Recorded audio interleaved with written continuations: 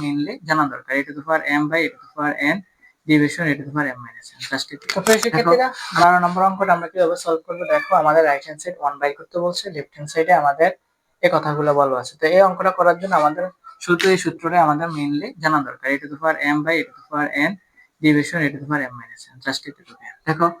দেখো আমরা left hand side right hand side 1 by করতে, তো লেফট হ্যান্ড সাইড এখানে বেস আছে কয়টা স্যার? বেস আছে দুইটা, দুটো থেকে কয়টা আসবো? একটা। তো আমরা দুইটা থেকে একটা পাওয়ার উপরে বিয়োগ করে দিবা, a plus q minus 2r into আবার বেস এখানে একটা আছে এখানে একটা আছে, দুইটা থেকে একটা আসবে, ঠিক আছে? পাওয়ার উপরে বিয়োগ হয়ে যাবে q plus r minus 2p।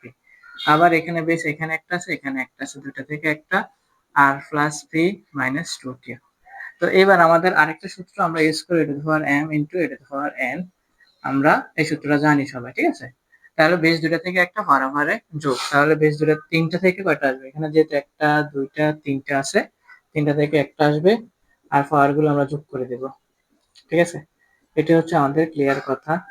তো এই প্যাটার্ন অঙ্কগুলো আসলে খুব সহজ। তোমরা যদি এই টাইপের অঙ্কগুলা ভালোভাবে শিখতে চাও বা অঙ্ক ভালোভাবে জানতে চাও, তাহলে অবশ্যই তোমরা আমার ভিডিওগুলো ফলো করে ইনশাআল্লাহ তোমরা ভালো কিছু করতে পারবা। এখানে ফি আছে একটা, এখানে ফি আছে একটা, মোট দুইটা, যোগ করো। কিউ এখানে একটা আছে এখানে একটা আছে, দুইটা আছে, যোগ করো। আর এখানে একটা আছে এখানে একটা আছে, যোগ করো। এবার মাইনাসের গুলো বসাই দাও, minus 2r minus 2p minus 2q। তো এগুলো সব কাটাকাটি হবে, ঠিক না? প্লাস মাইনাস, এটা মাইনাসের আর এটা হচ্ছে প্লাসের, কাটা দিয়ে দাও। এটা প্লাসের এটা মাইনাসের কাটা, এটা মাইনাসের এটা প্লাসের কাটা, তাহলে এই টু দি পাওয়ার 0 এর মান কত স্যার? আমরা জানি এর মান 1। তাহলে আমাদের রাইট হ্যান্ড সাইড কিন্তু 1 বাইর করতে বলছে, আমরা 1 বের করে ফেলছি। আশা করি তোমরা